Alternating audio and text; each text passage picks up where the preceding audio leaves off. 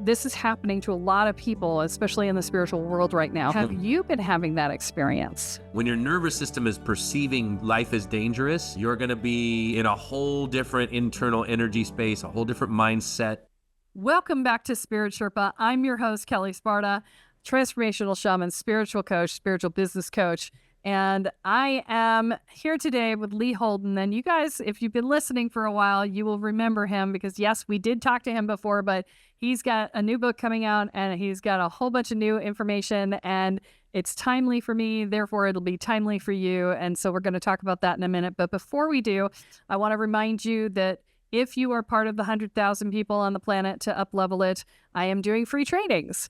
And those free trainings are going to teach you how to hold and expand your energy field, how to connect with other people's energy field to hold the energy grid to do that up-leveling.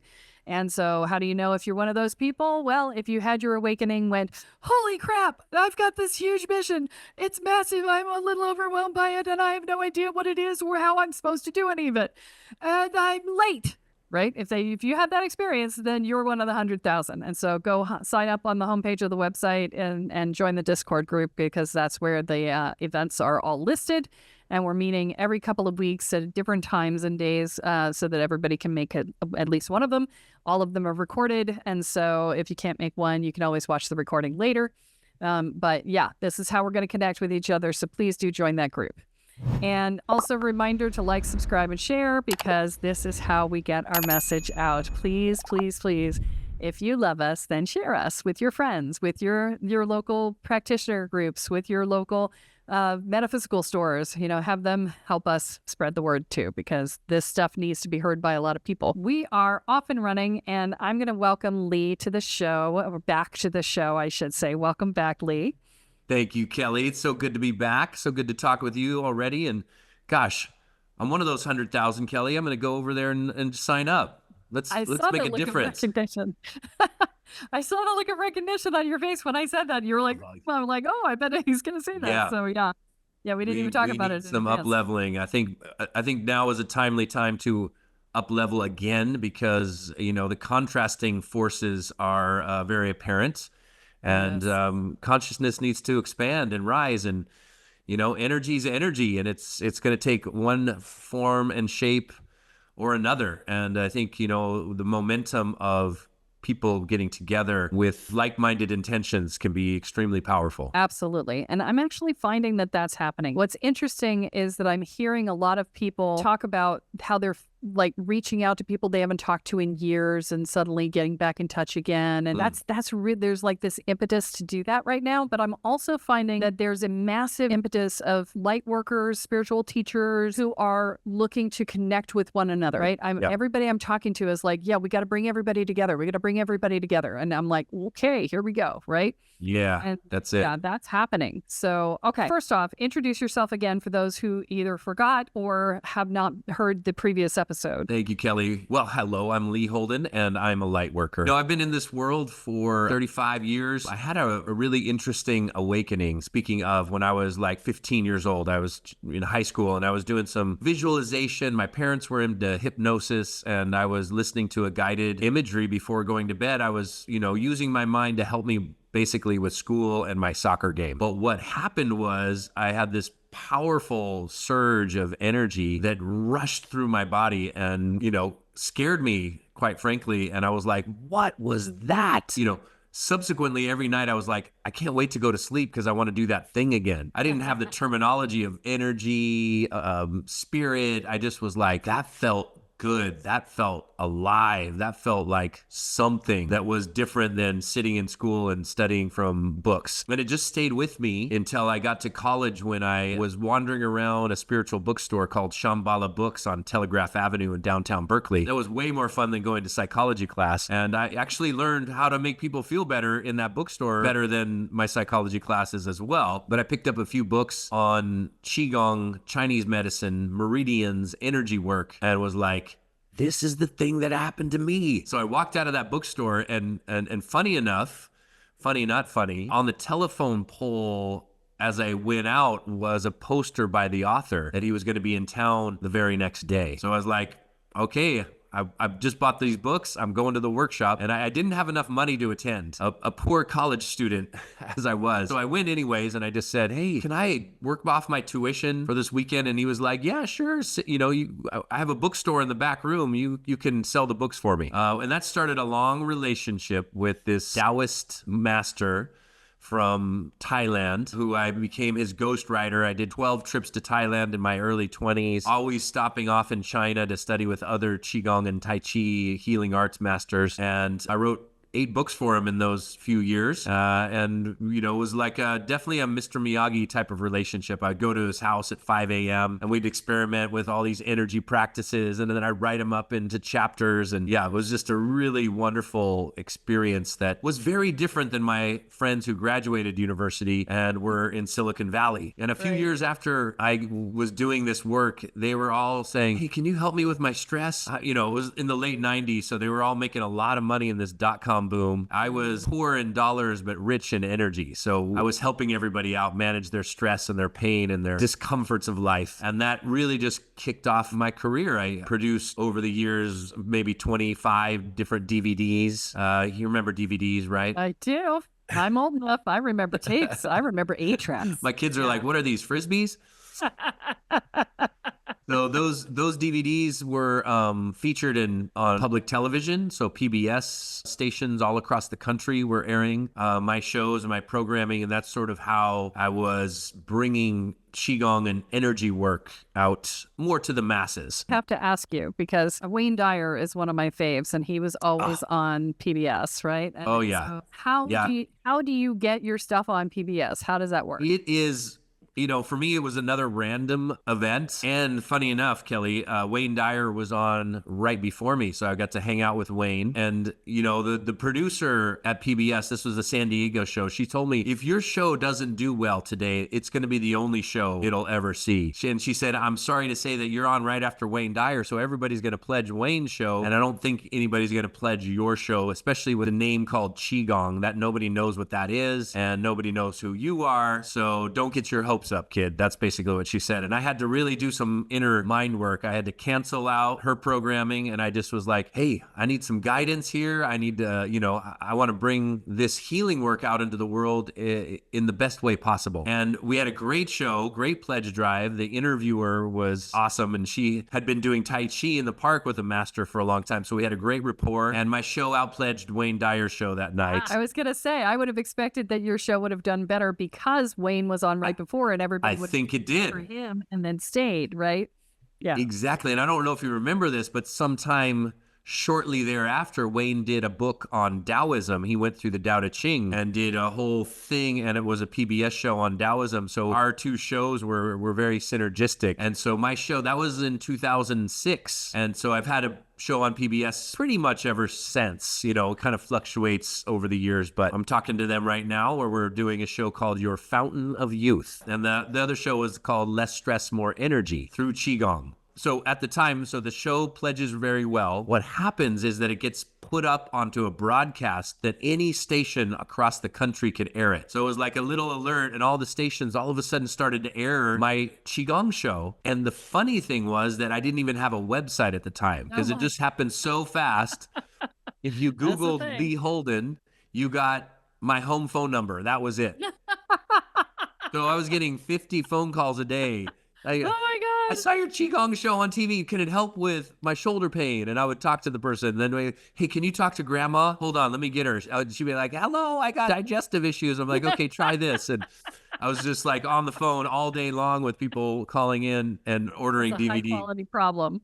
Oh yeah, it was so funny. And it was great to talk to people. I mean, it was airing in Texas, so they didn't call it Qigong, they called it Qigong. Right. So I remember people go, hey, I saw your Qigong show on TV. Can help me with my back pain? And I was like, absolutely. And I was having all these great conversations with people in Texas on that first week that it aired. That's awesome. Yeah. Since then, I've, now I have teacher trainings. I have a subscription online. I teach people how to heal their bodies with movement and breath work and mindfulness and meditation and intention setting. And then lately, I just released a new book, Kelly. It's called Ready, Set, Slow. And it's taking Qigong principles. Going, what? I need that. They're going, wait, no, I know it's supposed to go. I'm supposed to I go. thought I was but supposed to go slow? fast. I got stuff to do. Yeah, Right? exactly. So Right? part of the book is, how do we go slow to go fast? How do we go slow to be efficient? How do we slow down to prioritize? I don't know if you know this, but there's a slow revolution going on. And in my research phase, I was like finding all these books on slow productivity. There's a big movement in Europe called the slow food revolution. And really, I was thinking about this. People want more moments Yes. of peace, more moments of heightened energy, more moments of connection. And how do we do it? It's imperative to slow down. And it's not go slow all the times. It's just strategically slow down at various times of the day to power up your system, to clear stress out of the body and mind, and then get really focused on what you want to create. Yes, absolutely. And, this is all not new, right? I mean, it's Right. not. We've heard this for decades, right? It's Right. We're like, wait, drop into the chop present wood, moment? I've carry never water, heard that. right? Chop wood, carry water. That was one of the seminal books that everybody went through, and The Artist's Way, and writing down your your pages, your daily page, morning pages, and all of this stuff. But we don't remember because we have 5-second brains, and we need to be reminded that life is not a swipe. Life is not a swipe. Great. Yeah. That's a great title for a book right there, Kelly. I was gonna say I need to write that down. I definitely channeled that one. That's great. I was like, oh, there's a social media post. But, Yeah. There's a chapter in the book called Bliss Over Busy. So it kind of has a similar feel to it. Yes. Well, what's so interesting? I talk to my clients about this all the time when we go into busy, right? And when you talk about busy, there's like a sense of pride that my clients take in their busyness, right? Absolutely. They identify with their busyness. And it's like busy makes you important is sort of the mindset. Totally. But, what I will tell you about the truth in the world is that important people are not busy. Mm-hmm.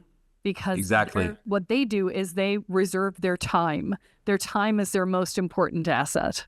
Yes. And they use all their money to buy back their time. Right. And that is the busy people are the middle managers and down. I don't know what you say in your book about it, but that's what I say about it. So what do you say in your book about it? I mean, yes, I was just writing that down because I loved it. There's a sentence in the book saying that we wear busy as a badge. So yes. we're like, Exactly. hey, I'm busy, I'm important, just like you said. And busy really means frantic and stressed. Yes. Nobody wants to be frantic and stressed out. We don't wake up in the morning and go, I want to be stressed out, I want to be fatigued, I want to be anxious, and I want to be worried today. Burnt out, overwhelmed. But somehow we feel like what we're doing is necessary and it's going to get us to a finish line where then we're going to be able to relax. And what happens is we're habituated creatures. So if you don't learn it now, by the time you retire, you don't got it. Plus, by the time you retire, you're depleted of chi because you're burnt out. It's a yin-yang problem, Kelly. Yes. If we turn up the fire, you're going to burn the oil in the lamp.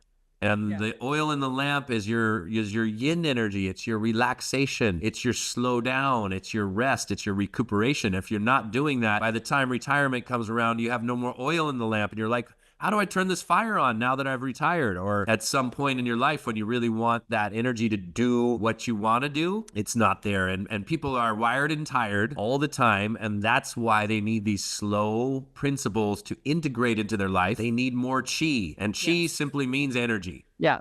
So now I will tell you a story because when I was getting ready to go on walkabout, I took a month just off before I ended up taking a whole year off, right? And during that month, I would lay on the couch and every 10 to 30 seconds I would go, I should be, I should be, I should be. And I shouldn't be doing anything. I had nothing to do, right? My only goal in life was to lay around and do nothing, right? And every 10 to 30 seconds, I was so habituated that it was like I should be. It took me a whole month to stop doing that. Right. Right? That's how ingrained it was. Yes. And, well, I mean, it's the U.S. culture, right? We are indoctrinated to believe that our only value in existence is to be good producers and good consumers. We are the product of a corporate environment. Yeah.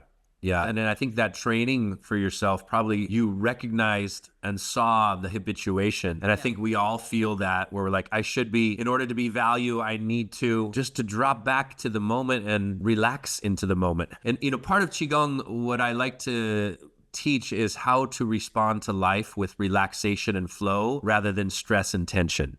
Oh, talk about Respond that. to life. Yeah. And when That, because my people need to hear that. Yeah, because when life is happens whether you like it or not, or you're participating or not, is this happening?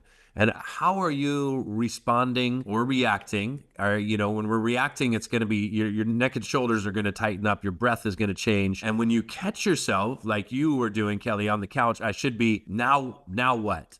And when you catch yourself tightening up, future planning, thinking about all the things that we got to do, and it starts to turn into worries, that's a good time to slow down, take a breath. And when people say take a deep breath, why does that work? Because it resets your nervous system. When your nervous system is perceiving life as dangerous, you're going to be in a whole different internal energy space, a whole different mindset, whole different emotion. Your reactions and how you respond to people and life will be very different than when you're relaxed and in flow. When you're in flow, it feels like life is working with you. You're going with the current. And when you're out of flow and stressed out, it feels like you're swimming upstream and that life is working against you. And so that is a big shift, because when you're in flow, you get a lot done because life conspires with you. And you feel like you have a teammate, as opposed to, I got to do this all by myself. So flow state is key to productivity. Stress, is the villain of productivity. It's gonna rob you of your productivity, and you're gonna do a whole bunch of stuff that you're like, wow,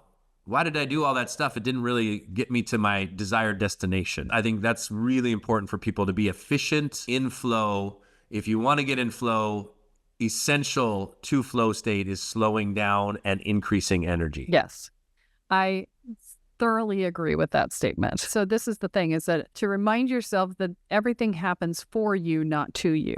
Mm-hmm. And when you see it as happening for you, then even when it looks like it's a problem or something bad, you go, okay, well, this is happening for me. So why? So if you're running into walls, well, maybe you're going to go looking for what the problem is, and then you're going to find something that you wouldn't have found otherwise. And you're going to clear out something that's needed clearing out for decades or whatever, right? Like this happened to me recently, where I had a slowdown in my business, and I was like, I don't know why. It should be working. I mean, the energy is open. What's going on? I don't understand. And I went digging and digging and digging. And what I found was all of these, 20 years of backlog of stuff that was stuck in the framework of my business. And I was like, oh, you remember that 10 years where I struggled financially, and all of those belief structures that get put in place with, I can't do this, and nobody can help me, and I think I'll eat some words, right? And I was like, all that shit's still sitting in your business, right? And I was so clogged up that I went to try and move it. I'm like, this is going to take me hours to do. And so I called in my team, and I was like, hey guys, can you just deal with this for me? Because I don't have hours to do this. I don't want to spend hours doing this. But that's what your spirit guides are there for, is they go in and they clean it up, and they did. And I'm like, and there's so much energy now in my business. Yeah. It's just like, whoomp, whoomp, whoomp. And it's amazing. And you and I were talking before we got on the call today that I had done two days in a row of one 11-hour day, one 12-hour day. And I'm realizing as I'm saying this, that's why, is because all that energy was available in my business. And I was just like riding the high, and got to the end of the day and still had a ton of energy left. And I'm like, I'm on the third day now, and my dog woke me up at 3:00 this morning, and I couldn't get back to sleep. So I am actually tired today, but that is not because of the business. That's because of my dog. But, I would not have found that if I hadn't had that slowdown. Yeah. Right. Because I wouldn't have gone looking for it. Why bother? Right. Right. Yeah. And there's so many opportunities in our moments. Yeah. And like when you slow down, what's the opportunity? I have like a little ritual that integrates into many different things in life. So there's lots of rituals in the slow book that will help you to have a moment. They don't take a long time, even though you're slowing down. Like if everybody took a 5-second inhale right now, all of a sudden we just had a moment together. And if you do that strategically throughout the day, these slow moments increase energy, let go of stress, they give us clarity, and all of a sudden we're realigned with spirit, with our energy, with our purpose, and we can feel that sense of guidance flowing through us. So I do like a slow over coffee or tea. You take your morning teacup, you take a deep breath, you set an intention, you take a sip, you've had a slow moment over your meals. You know, we through centuries, we've said a grace or a prayer over a meal. You just slow down, and the first bite of your meal, you chew it. You actually chew it slower because digestion happens in your mouth. So if you're eating slower, you're going to get more energy out of your food. Everybody wants more energy. One simple way is to chew more and not eat so fast, because all of a sudden, if your food hits your stomach, now your stomach has to process it. It takes a lot more energy in your organs to digest if you're not eating slowly. There's many things. Slow breathing is going to be a cornerstone of more energy and better health. The research is out. Fast breathing is like overeating. Overbreathing is not good for you. So when we breathe slowly, you're going to get a lot more energy. I don't know if you know this, but this is the counterintuitive thing about slowness. When you breathe slowly, you're not taking in as much oxygen. So what does your body say? Your body says, oh, the oxygen that's now held in my blood, attached to the hemoglobin, when carbon dioxide builds up, those oxygen molecules release. Now that oxygen is available. If you're over breathing, your body stores it. Just like if you overeat, your body stores it for a later time, and we get overweight. So breathing slow can really increase energy. It helps metabolic action, and there's all kinds of science behind these ancient principles, which is what I really love, and I bring in through the book. So we go into slow breathing, slow movement, slow exercise, slow relationships. How do we connect to our partners? When we slow down, energy builds up. And when we're connecting to our partners, we want that energy building up, that pleasurable energy. How do we cultivate it? How do we alchemize it? Many different techniques around that. So say something about slow exercise. Are we talking Qigong or are we talking yoga or? Absolutely. Well, Qigong, I think of Qigong as the sunset of exercise, because it just gives you that feeling. And sunsets are the time when it's not day, it's not night. So yin and yang are in balance. Qigong is like that because you're moving and you're exercising, but you're moving with relaxation and flow. So you're moving slowly and you're getting a great workout, but it's this energetic workout. It's not like I'm at the gym or I'm going for a run. I think Qigong is probably, for me, the best feel-good workout there is, because at the end of a Qigong practice, you're just like, I feel amazing. It's a great way to integrate if you do other exercises, but I think when you're doing these slow, relaxed movements, energy pours into your system, and that's why it's a bit counterintuitive. Yeah, I was talking to a client yesterday, and we were talking about the idea of, she's like, I can't lose weight, I can't change my diet, and I'm like, well, you're looking at this as work. And so, you're saying this is going to take more work, but you're still preparing the same meals and you're still doing the same things. She's an active person, and it was like, but you're just going to change what things you're doing. And I said, I get up and I stretch every morning. And she's like, I hate my stretches. And I'm like, why would you hate your stretches? I said, they feel amazing. I said, yeah. If you're stiff in the morning, they hurt in the beginning, because you're like, oh, and then you're like, okay, the thing that hurts, I'm aware, I need to release. Okay, here we go. I'm releasing it. I'm breathing. I'm releasing it. I'm breathing. It takes you into your body in a really solid way. And I'm like, and then you're breathing, and that's so good for you. And then when you get into the point where your body's actually releasing to do the stretch, it feels amazing. And I'm like, why would you? She's like, oh, it's just I'm like, okay, I want you to reestablish your relationship with that, because that alone will do a huge amount for you. And what I find with a lot of my clients is that they end up in the early stages or late stages of adrenal fatigue, because they're constantly in this stress, adrenaline push. And that eventually you will end up on the ground and there is no getting up. You're just like, you're down, right? So exactly. This is so important. But I want to ask you a question. I want to ask you, it's going to be a bizarre question. So we're going to see. Beautiful. I love it. But what I've been experiencing and what I've been talking to a lot of people about, and they're all telling me, this has been happening for about the last month, is that what's happening is that we're wide awake, and then we're falling down, tired, must go to sleep now. And it's just like bang. There's no transition. There's no nothing. Suddenly from one breath to the next, you're wide awake and great. And then you must sleep. And it's either you lay down or you fall down. Yeah. Right?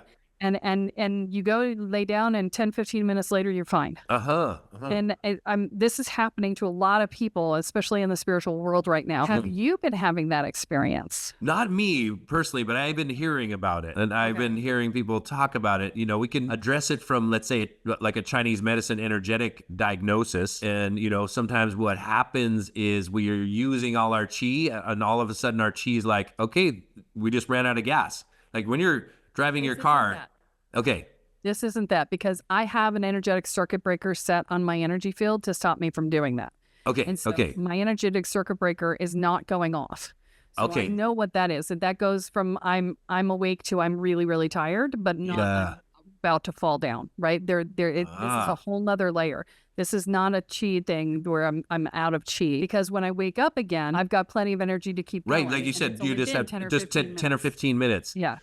You know, I think it's probably, hey, slow down, tune in, connect to source. We got something to tell you, and you're too busy for us to talk to you. So like, maybe stop, like but connect. I'm not conscious during that time. I'm asleep, right? So, yes. I mean, I'm out cold for 10 or 15 minutes, right? Interesting. And so, you know, and I'm not usually hard to reach. My guys are just like, and I'm like, what? You know, that we have a constant conversation. I have been feeling like it might be download related. Like that's what I'm saying. Yeah. Restructuring. I feel like it's less download and more restructuring, because a download is pretty easy to do while you're sleeping. And so it's not necessary to drag you into the bed in the middle of the day. But if you're in the process of being restructured, then there are stages that you'll hit. Yep. Where you do, especially when you're so refreshed afterwards, where you're like, oh, that was great. Download complete. I got, you know, the subconscious mind is really interesting. It needs that integration and the processing. Even if you're getting lots of new ideas and you're working on all kinds of, the integration happens so much better when we quiet our conscious mind. So either like a silent meditation or like a little recharge nap, integration happens because the organizing power in your subconscious mind is infinitely more vast than your conscious mind, right? So when you turn off the conscious mind, it can organize way better. You know, I have a 4-year-old, and if she takes a nap, I can organize her stuff really easy. If I have her help me, no way, it's going to be a big mess. Right. Conscious mind is a little bit like that. You got to like, okay, we're going to shut you down, and then we're going to just like, here's where everything needs to go. Now back online. Okay, we're reorganized. Now we can move through the day more efficiently and on purpose. Yeah. Okay, so give us one more tenet from your book. Great. So we did slow breathing. What we could do is a slow movement. Why don't we do that, Kelle? And you could do this one, guys, in your chair, because Kelle was talking about stretching. This one's called spinal cord breathing. And you put your hands by your shoulders.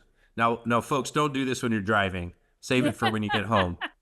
You could do it standing or seated. But if you've been sitting a long time, like, you know, Kelle and I sit and, you know, work a lot on our desks.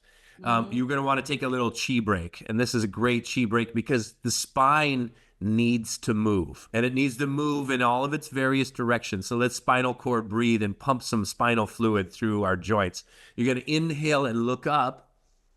Big, slow, deep breath. And then you're going to round your back, chin to your chest. Your elbows almost touch, chin to the chest, and tuck your tailbone under and move all the joints the other way. Then inhale, look up. And exhale and round your back. Squeeze your buttocks even if you're sitting in the chair. And inhale, look up. Exhale and round, elbows towards each other. Tailbone tucks under, squeeze the buttocks. And this will pump your cranial sacral system. So when you round the back, you're squeezing the glutes, activate the sacral pump. And you look up, take a deep breath, activate the cranial pump. And then relax. And then we have had a little adjustment in our spines, and now we're going to go back to work more energized with less tension in our bodies. And tension will sap your energy, because holding tension in your body is like squeezing your muscles without thinking about it. All of a sudden we're tired. And I am breathing easier right now. Yes. I can feel that. I'm breathing more clearly, and I can feel my energy has opened up. So, yeah. Great. Great. Little 30-second chi break can do That wonders. didn't suck. Yeah. Yeah, that didn't suck. Awesome. Well, so how do people get a copy of your book, Lee? Anywhere you want to get a book, where you like to shop for books, it'll be there. Ready, set, slow. Amazon. Sounds True was the producer, so you could go to soundstrue.com. That's always there. And then on my website, you can get all kinds of Qigong stuff for your upper back pain, your low back pain, your high blood pressure, digestion, all the things. It's HoldenQigong.com. And Qigong is spelled Qigong, HoldenQigong.com. Awesome. Well, thank you for coming back again. This has been amazing. As per usual, we'll have to have you come back another time and talk Would some love more that. because, I just have too much fun with you. So why would we not? I Right? got more fun exercises to show. That would I got be some great. silly ones too, so I'm going to have I to love come the back and silly show you ones. some silly ones. I do Yeah. love the silly They do ones, feel yeah. good. Yeah. So, all right. Well, that's what we have for this week. Don't forget to like, subscribe, and share. Thanks so much for listening. And remember, what you focus on is what expands, what you intend is what you create. So choose wisely. Have a great one, guys.